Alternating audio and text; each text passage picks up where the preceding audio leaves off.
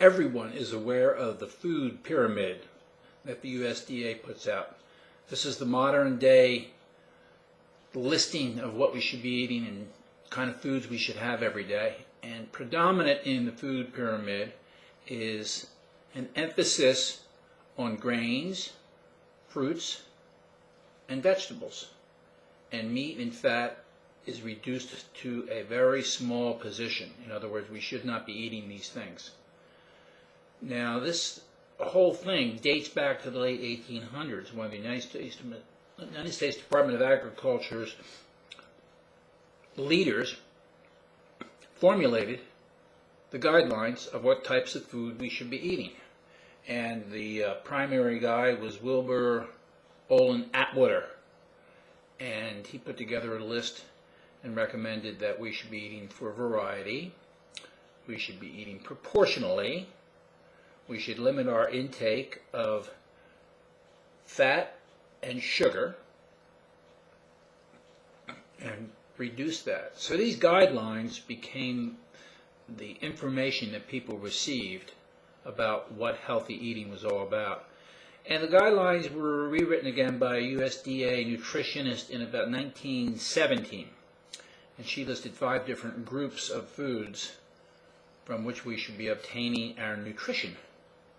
And the groups were milk and milk products, meat, poultry, fish, eggs, beans, peas, and bread and fruit and flour and leafy green vegetables were all part of this. And these different groups became the guidelines that Americans began to follow to consume foods that were considered to be healthy for them. Now, the amazing thing about this is that nobody paid any attention to the anthropological record. What had humans been consuming for the last 1 to 2 million years? There weren't all these groups around. It was very different. People say fruit and grains have been around forever. They've only been around since the dawning of the agriculture era about 10,000 years ago. They weren't readily available. Certainly in the colder climates they weren't available. You couldn't keep them even if you had them. So mostly we were living off of meat in the Paleolithic time and not consuming any of these other things. So meat and fat was the predominant source of our food. And that's what we lived off of for 1 million to 2 million years.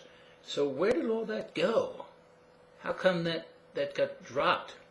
So that's nutritional anthropology. And that's a very sophisticated subject in terms of how hard it's been studied, how well it's been studied, and what we know about it. But nobody's paying any attention to it. And it's just a major, major problem that we don't pay any attention to that at all. So these guidelines we've been following for a while, and we're actually not getting any healthier. We're getting sicker, we're getting fatter, we're getting more diseases, and this whole thing is ignored. And the fact that all these carbohydrates that we're consuming are producing blood sugar or glucose, that leads to the glycation process. You talk about killing yourself. That's what glycation will do. So people need to know more about this glycation process and the fact that it's really creating problems, a lot of health issues. Okay, I'm Dr. Greg Ellis, author of The Glycation Factor.